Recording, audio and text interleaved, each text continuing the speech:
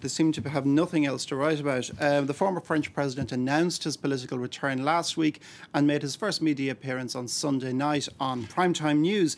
And Nicolas Sarkozy said he has matured, and having taken stock of his time as president, he has now changed. Now, the French media are not really buying that. The free paper 20 Minutes says he is a man as new, though he's following a very carefully orchestrated media campaign, which is the main thing that has changed. The Paris daily Le Parisien's headline reads, "It's him all right," and it calls Nicolas Sarkozy the boxer who has returned, a man who positions himself as rallying but who still is very much on the offensive against his various rivals, including French President François Hollande. The newspaper concludes that Nicolas Sarkozy has not changed, but it also wonders, is that really going to be a drawback for him? Now, the Huffington Post takes a rather sardonic look at it. It's images of a scratch card being revealed, and its headline, "When you scratch the Sarkozy on the Sunday night news, you find the old one underneath." And it calls it the Sarko-tac, which is a play on a very famous French scratch card. It goes on, "In the hunt for being natural, he goes into full gallop." And, quote, "You weren't long under the surface before you found the old Nicolas Sarkozy, pugnacious, at times aggressive and cutting, quibbling about certain questions and sidestepping others."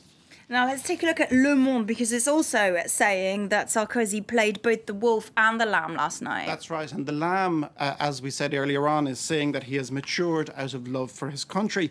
But in the end, Le Monde says the wolf devoured the lamb.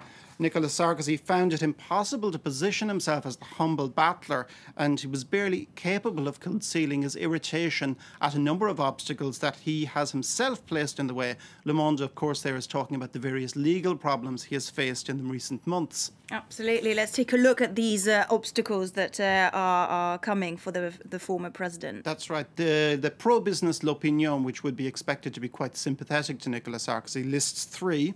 He has to soften his public image, keep his nose clean, as it were, and also see off his rivals within the UMP. Now, his return has really only emboldened those rivals. Former Prime Ministers François Fillon and Alain Juppé have said that they plan to run for the president in 2017, so he's not going to have a free run of it. Le Figaro says the battle for the presidential race in 2017 has been launched. Now, the right-wing newspaper hopes that Mr. Sarkozy's return can bring to a close a, quote, none too glorious episode in the history of the French right. It's bemoaning the infighting that has plagued the UMP since François Hollande's electoral win 2 years ago.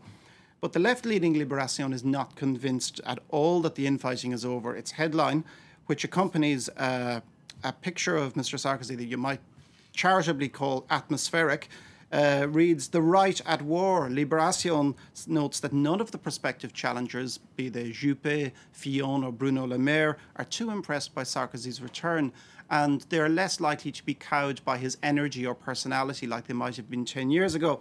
And it concludes hostilities in a right wing in ruins, short of cash and ideas, have officially resumed. Well, it's rather unusual to see a former president come back to politics like this, isn't it? Yeah, it certainly doesn't happen that much in other countries, and the Catholic daily Le Croix points this out in its editorial, which is headlined "The Eternal Return."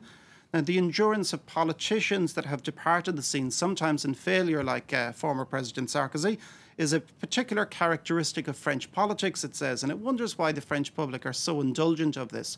Now, it does point out that the example of Charles de Gaulle, who left politics after the Second World War and then returned 10 years later during the Algeria crisis, probably feeds into that.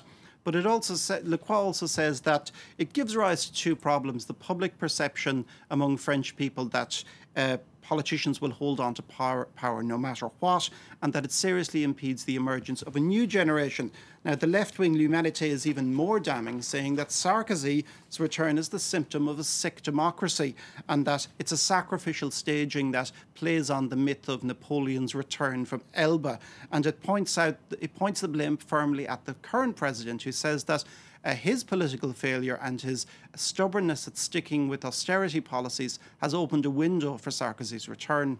All right, Ollie, thank you very much for that. That was the press review of the French papers. He'll be back later on with the international press review. We're going to have a short break now. Don't go away.